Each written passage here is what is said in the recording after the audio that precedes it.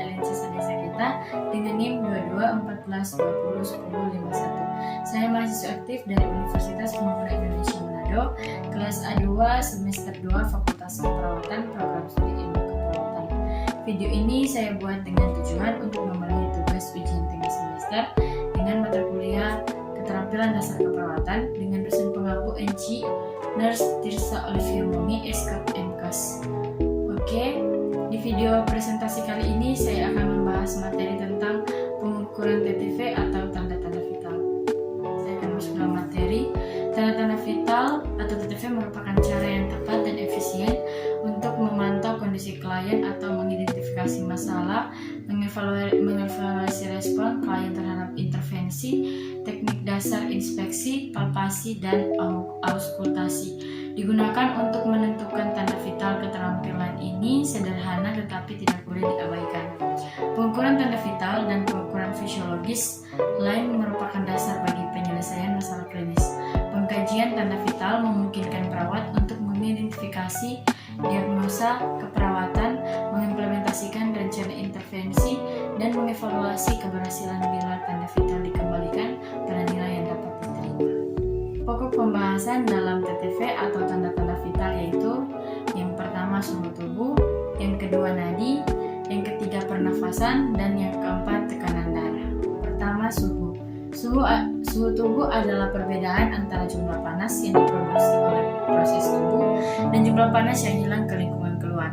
Suhu permukaan berfluktuasi bergantung pada aliran darah ke kulit dan jumlah panas yang hilang ke lingkungan luar.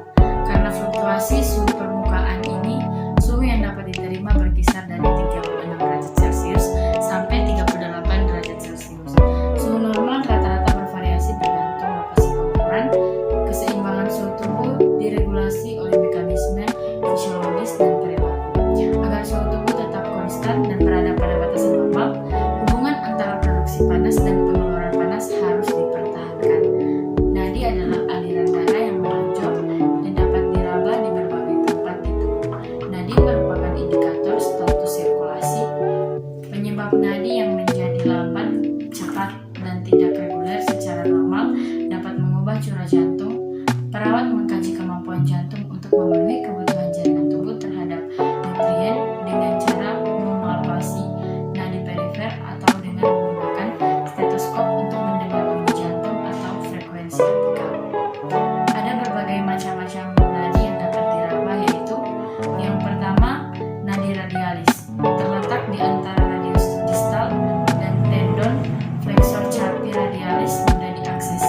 Yang kedua, brachialis, terletak di bagian lengan pada biceps dan fossa antecubital.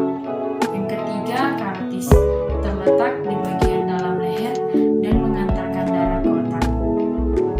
Yang keempat, temporalis, terletak di atas tulang temporal. Yang kelima,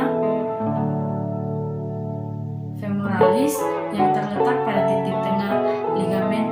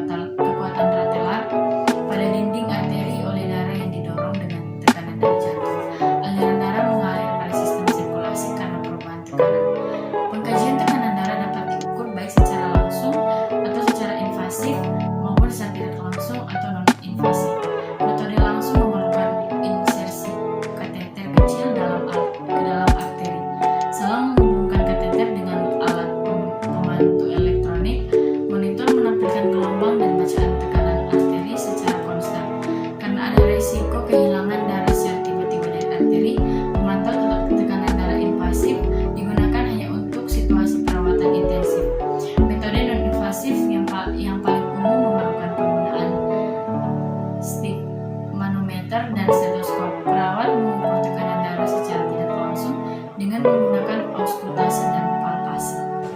Selamat datang di Universitas Pembangunan Indonesia Manado. Di Universitas Pembangunan Indonesia Manado terdiri atas 6 fakultas dan 8 program studi.